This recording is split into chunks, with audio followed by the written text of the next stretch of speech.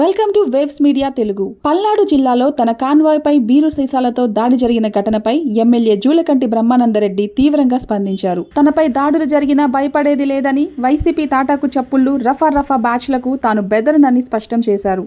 మాచెల్ల అభివృద్ధిని అడ్డుకునే వారికి ప్రజలే తగిన బుద్ధి చెబుతారని హెచ్చరించారు. ధైర్యం ఉంటే మాచెల్ల సెంటర్లోకి వచ్చి ప్రజల మధ్య చర్చకు రావాలని సవాల్ విసిరారు. పిన్నెల్లి సోదరులు మాచెల్లను పట్టి పీడిస్తున్నారని ఆరోపించిన ఆయన, ముఖ్యమంత్రి నారా చంద్రబాబు నాయుడు ఆదేశాల మేరకు అభివృద్ధి, శాంతి భద్రతల కోసం పనిచేస్తున్నామని తెలిపారు. టీడీపీ నాయకులు, కార్యకర్తలపై దాడులు కొనసాగితే తీవ్ర పరిణామాలు ఉంటాయని హెచ్చరిస్తూ తనపై జరిగిన దాడి వెనుక ఉన్న వారిని చట్టం ముందు నిలబెట్టాలని అన్నారు. ఒక శాసనసభ్యుడి మీద దాడి చేయటం అంటే ఆకతాయిగా చేసే చర్య కాదు. సరే, ఎవరు చేసినా ఎలా చేసినా ఈ తాటాకు చప్పుళ్ళకి, ఈ రఫా బ్యాచ్కి బెదిరేవాడు కాదు బ్రహ్మారెడ్డి. 45 ఏళ్లుగా అన్నీ చూసిన వ్యక్తిని.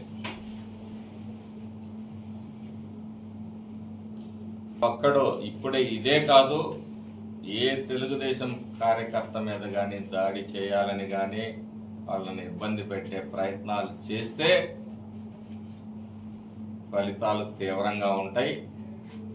ఇప్పటికైనా మీ నాయకుడి ఆంతర్యాన్ని గ్రహించండి. ఒక్కటే నేను అడుగుతా ఉన్నాను, ఏ రోజైనా 5 సంవత్సరాలు పూర్తయ్యేటప్పటికి మాచర్ల అభివృద్ధి మీద చర్చకు సిద్ధమా రామకృష్ణారెడ్డి? 4 సార్లు శాసనసభ్యుడు, 4 సార్లు శాసనసభ్యుడు అని చెప్పి జబ్బలు జరుచుకోవటం కాదు. నువ్వు శాసనసభ్యుడు అయితే ఈ ప్రజలకు ఏం ఒరిగిందో నువ్వు చెప్పాలి. నువ్వు ఎన్ని వేల కోట్లు పోగు చేసుకున్నావు, నీ తమ్ముడు ఎన్ని వేల కోట్లు పోగు చేసుకున్నావు అనేది కాదు.